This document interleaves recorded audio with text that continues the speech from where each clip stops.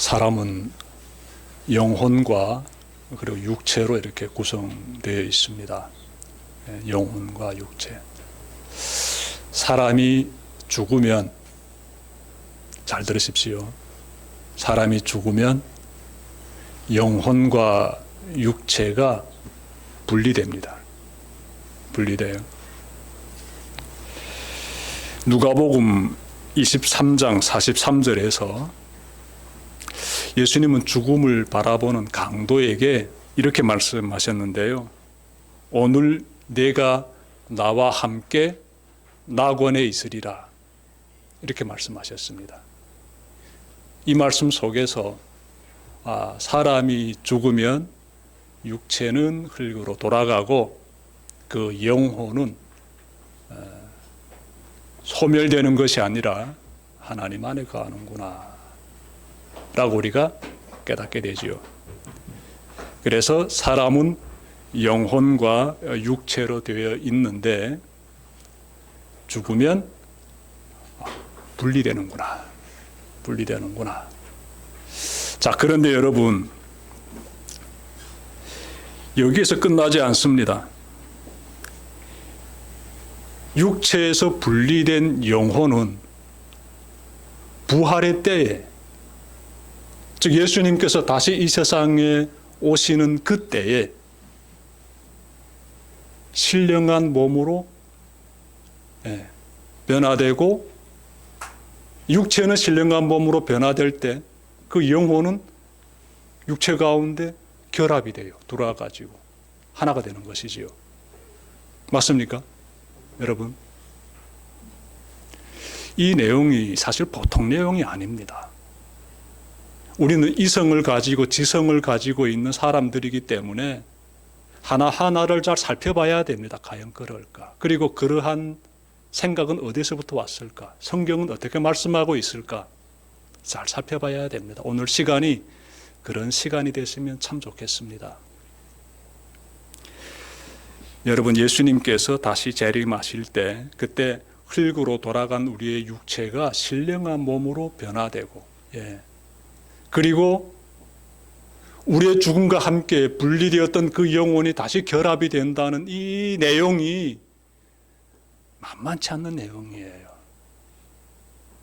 그러면 흙으로 돌아간 우리의 육체, 사람이 죽게 되면 다 흙으로 돌아가는데 그 흙으로 돌아간 그 상태가 어떻게 되어서 신령한 몸으로 되었을까? 그러면 그 신령한 상태의 그 몸은 어떠한 형태를 가지고 있을까? 질문 가지게 되지요. 다는 모릅니다, 우리는. 구체적으로 말하긴 힘듭니다. 하지만 우리 예수님께서 3일 만에 부활하셔서 제자들에게 자신의 그 변화된 몸을 보여주셨어요. 그때 영은 살과 뼈가 없지만 나는 있다. 만져봐라. 이렇게 말씀하지 않았습니까? 그래서 우리는 부활의 때에 신령한 몸을 입게 되는데 그 몸이 아마도 예수님께서 보여주신 그러한 상태가 아닐까 짐작할 수는 있겠습니다. 제가 전하고 싶은 것은 이 세상을 떠나기 전까지는 육체와 영혼이 분리되지 않는다. 이것이에요. 죽기 전까지는 여러분 모두가 육체와 영혼이 분리되지 않은 상태에서 살게 됩니다. 이 의미가 있어요. 왜 목사님이 갑자기 이 내용을 강조하는가? 의미가 있습니다. 육체 따로, 영혼 따로 분리시켜가지고 행동하면 안 된다라는 것인데요. 육체와 영혼을 분리하여서 바라보는 이러한 사람들이 있습니다. 육체와 영혼을 분리해서 사고하는 이러한 사상이 있는데요. 기원전 4세기의 인물인 그리스의 사람 플라톤에 의해서 이 사상이 등장하게 됩니다. 이 플라톤이라는 사람은요, 인간의 육체와 영혼을 분리해 보았습니다. 눈에 보이는 육체는 실체가 아니고 눈에 보이지 않지만 그 내면에 있는 영혼이 실체다라고 이 사람이 강조했고요. 그래서 육체를 영혼의 그림자 정도로 이 사람은 주장했습니다. 그렇게 취급한 것이에요. 육체는 변하고 사라지며 영혼은 불변하고 그리고 불멸한다라고 이 사람이 주장했습니다. 플라톤의 이러한 주장은 성경의 내용하고 맞지 않습니다. 여러분 좀 이해되시나요? 인간의 육체 딱 눈으로 확인되고 있습니다. 근데 그것이 실체가 아니라는 거예요. 진짜 실체는 그 내면에 있는 영혼이다. 당신이 눈으로 확인하고 있는 그 육체는 영혼의 그림자에 불과하다 라면서 분리시켜가지고 이러한 시각을 가지고 사상을 집대성한 사람이 플라톤이라는 기원전 4세기 인물이에요. 이 영향을 많은 사람들이 받고 있습니다. 많은 사람들이 지금도 그런 영향을 받고 있는 사람들이 꽤 돼요. 파고 들어가 볼까요, 여러분들? 일단 여러분 초대교회 시대로 들어가게 되면은 영지주의자들이 등장하게 되는데요. 이 사람들은 기원전 4세기의 인물인 즉 400년 전 사상가인 플라톤의 사상을 가져다가 자신들의 입맛대로 변형시킵니다. 그래가지고 영혼은 선하고 육체는 악하다라고 주장하기 시작하는데 육신으로 짓는 모든 행위들은 선하지 못하다라고 이 사람들이 그들 나름대로 주장하게 됩니다. 이렇게 되게 되면은 육체를 만든 신도, 즉 우리가 믿는 하나님도 저급한 신이 돼요. 저급한 신. 직설적으로 말하면 악한 신이 되는 것이지요. 그리고 그 신의 아들로서 우리의 구원을 위해서 오신 예수님도 구주가 될 수 없다라는 것이 됩니다. 이 어마어마한 사상이고 잘못된 교리지요. 이것을 퍼뜨린 사람들이 초대교회 안에 있었으며 그들을 가리켜서 영지주의자들이라고 합니다. 그들은 이 영의 세계, 영혼의 세계, 그 세계에 도달할 수 있는 지식, 그 깨달음을 얻어야 된다. 그것이 구원의 길이다라는 아주 신비한 그러한 부분들에 대해서 강조하면서 자신들은 그러한 부분에 도달한 것처럼 이렇게 사람들을 유혹하면서 자신들의 사상을 퍼뜨렸습니다. 교회 안에 들어와가지고. 그래서 이 영지주의자들도 영혼과 육체를 분리시켜 놓고 영혼은 거룩한 것이요 육신은 죄악된 것이다 라고 이렇게 플라톤의 사상을 가져다가 자신들의 주장을 펼쳐내면서 사람들을 어떻게 죄를 짓는 삶을 살아도 돼, 우상 숭배해도 돼, 적당히 말입니다. 세상 사람들처럼 부끄러운 삶을 살아도 돼 라면서 사람들이 죄의 길로 가는 삶을 어떻게 방치하는 데 기여하게 됩니다. 교환에 들어와가지고 아주 이단의 그러한 전형적인 모습이지요. 초대교회는 이러한 부분들에 대해서 적극적으로 대처하는데요. 요한일서 4장 1절부터 3절 앞부분 제가 받드리겠습니다. 사랑하는 자들아 영을 다 믿지 말고 오직 영들이 하나님께 속하였나 분별하라. 많은 거짓 선지자가 세상에 나왔음이라. 이로써 너희가 하나님의 영을 알지니 곧 예수 그리스도께서 육체로 오신 것을 시인하는 영마다 하나님께 속한 것이요 예수를 시인하지 아니하는 영마다 하나님께 속한 것이 아니니 이것이 곧 적 그리스도의 영이니라. 영이 어디에 속해 있는지 잘 보라는 것이에요. 예수 그리스도가 육체로 오신 우리의 구주이심을 부인하는 영은 적 그리스도다. 영을 잘 분별해야 된다라고 초대교회에서는 벌써 이러한 부분들이 제시되고 있고요. 그리고 또 골로새서 2장 8절에서는요. 누가 철학과 헛된 속임수로 너희를 사로잡을까 주의하라. 이것은 사람의 전통과 세상의 초등학문을 따름이요 그리스도를 따름이 아니니라. 이 교회 안에서 이렇게 영지주의자들이 판을 치고 있으니까 세상의 철학과 헛된 속임수에 유혹당하지 말아라. 정신 바짝 차려야 된다라고 지금 강조하고 있는 귀한 말씀들이지요. 요한복음 1장 14절 말씀이 육신이 되어 우리 가운데 거하심에 무슨 내용입니까?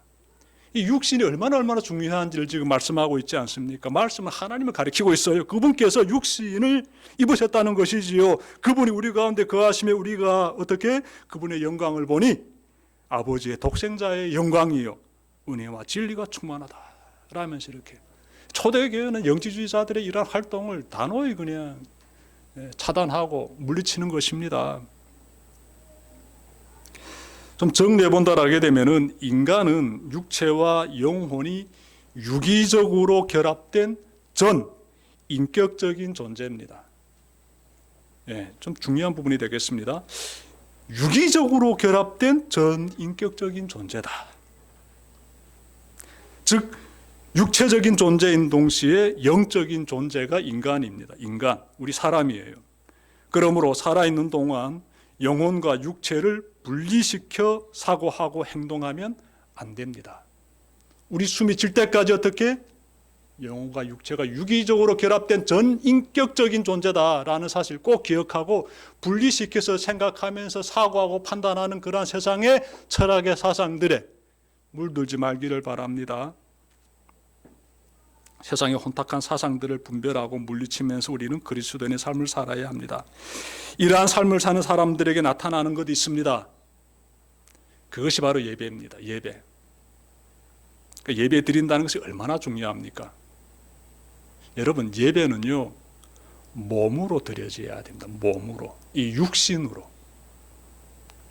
그리고 육체와 영혼이 유기적으로 결합된 이 전인격적으로 예배에 임해야 합니다.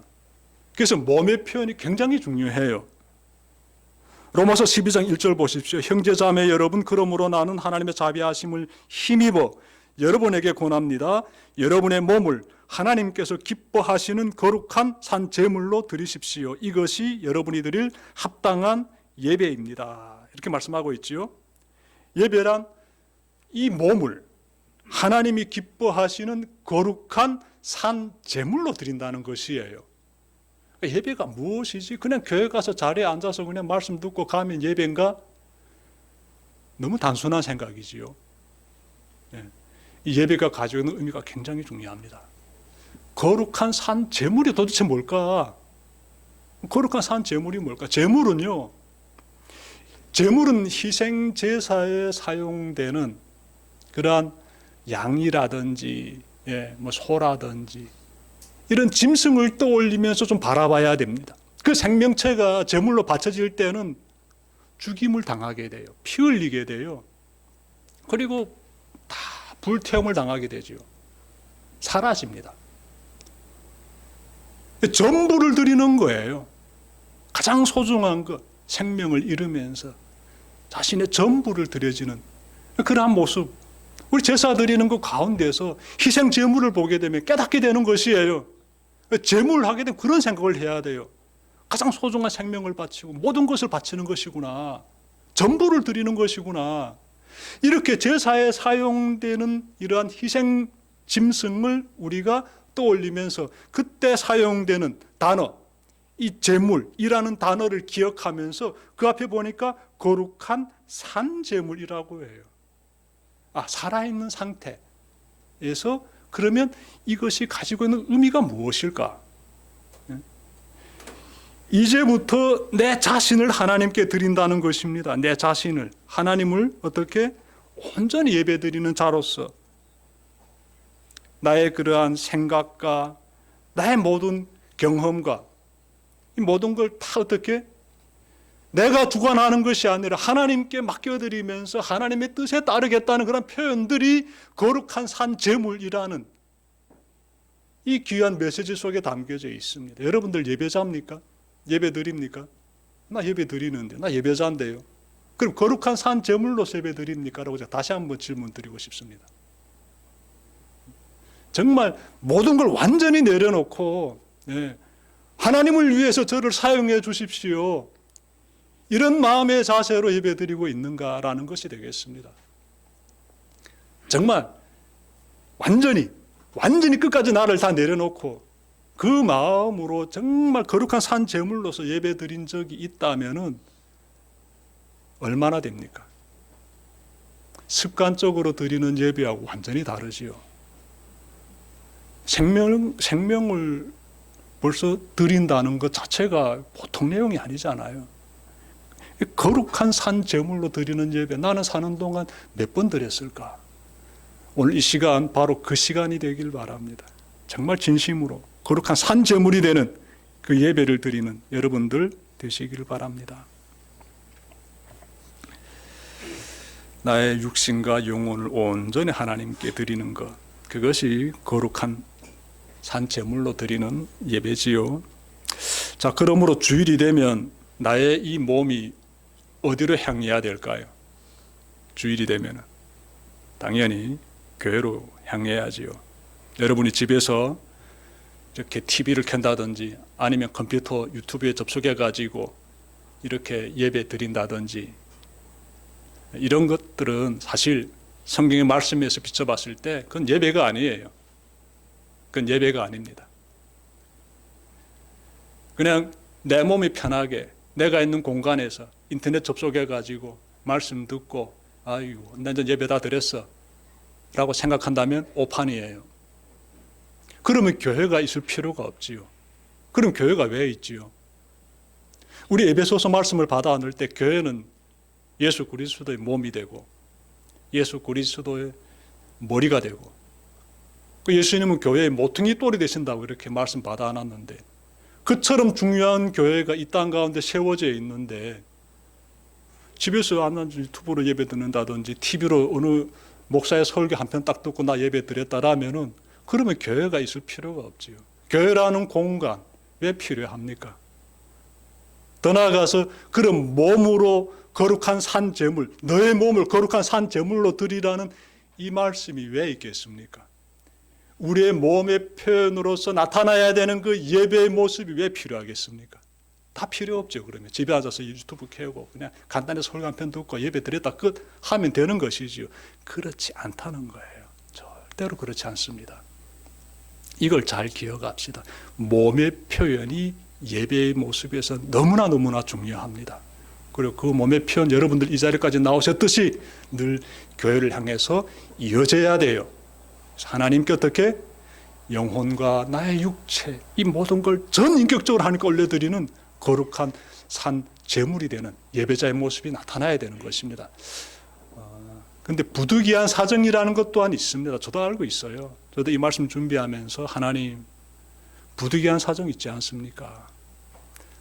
지난주에 우리 선찬이가 독감 걸리지 않았습니까? 아니 독감 걸리면 교회 나오기 힘들지요. 감기 걸린 아이가 또 교회 나오게 되면 다른 아이들에게 독감 퍼뜨릴 수도 있고 본인은 또 얼마나 또 고통스럽습니까? 아픈 상태에서 차로 1시간 가까이 운전해가지고 이 아이들이 이렇게 부모의 차에 타가지고 온다는 게 보통 일 아니지요. 그럴 경우에는 부득이하게 못 나오는 거지요. 네, 그러면 유튜브로 접속할 수 있겠습니다. 네. 아니면 정말 내 스스로가 지금 몸에 병이 생겨가지고 자리에 누워있다라게 되면은 어쩔 수 없습니다. 그때는 어쩔 수 없어요. 하나님도 너무나 잘 알고 계시지요. 내가 그렇게 힘들어하는 거. 침상에 누워서 영상 켜고 말씀 들을 수 있습니다. 네. 아니면 부득이한 사정으로 정말 이 경제 활동하는 이 가운데서 내가 부득이하게 일해야만 하는 상황일 수도 있어요. 네. 그때 예배자의 마음을 가지고 안타까운 마음으로 부득이한 상황 가운데서 일터에서 예배자의 그 정말 그 애절하고 그런 마음을 가지고 그 예배의 그 시간 가운데 하나님을 찾을 수 있지요. 제가 말씀드리고 싶은 것은 부득이한 사정은 있는 것 같다. 하나님은 이 부분에 대해서 너무나 잘 알고 계신다라는 것이에요. 하지만 기본적으로 우리가 신앙의 삶을 살아갈 때 이 21세기를 바라보면서 예배에 대한 아주 중요한 이 마음의 자세는 꼭 가져야 되겠습니다. 제가 보니까 예배에 대해서 좀 등한시하는 것 같아요. 갑자기 유튜브 시대가 막 들어와 가지고요. 사람들이 그냥 대충 그냥 설교 한 편 딱 듣고 예배 끝. 이제부터 내 마음대로 살아도 돼. 마음대로 세상 사람들처럼 죄를 지어도 돼. 어차피 육체로 짓는 죄 돌아앉아 회개하면 되는 것이고 내 영혼이 구원받으면 돼. 영혼 구원이 중요해. 이런 그릇된 생각을 가지고 사는 사람들이 꽤 많은 것 같아요.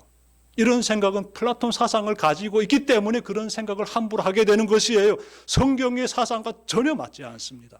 성경은요, 영혼과 육체를 분리하지 않아요. 살아있는 동안 일체돼 가지고 너의 몸의 표현을 나에게 보여달라 이렇게 말씀하고 있습니다. 너의 행위를 보여달라라고 성경은 말씀하고 있어요. 좀 그 말씀 좀 찾아볼까요? 얼마나 그 말씀이 중요한지. 마태복음 7장 21절 예수님께서 나더러 주여 주여 하는 자마다 다 천국에 들어갈 것이 아니요 다만 하늘에 계신 내 아버지 뜻대로 행하는 자라야 들어간다. 요한복음 5장 29절에서는 선한 일을 행하는 자는 생명의 부활로 악한 일을 행하는 자는 심판의 부활로 나오리라 이렇게 말씀하고 있는데 제가 간단히 두 구절만 찾았습니다. 이외에도 많아요. 이외에도 많습니다. 행위가 얼마나 중요한지. 여러분 여기에서 보게 되면은 보통 내용이 아니에요. 천국에 들어가냐 들어가지 못하느냐가 어디에서 판가름 납니까? 하나님 뜻대로 행하느냐 행위에서 나타난다는 것이에요. 그러니 그냥 우리 타분한 정신을 가지고 그냥 세상 사람들처럼 이렇게 살아도 천국에 가면 되는 거 아니겠나? 이렇게 살아도 천국 가는데 지장 없다고 하는데 뭐 괜찮은 것 같아.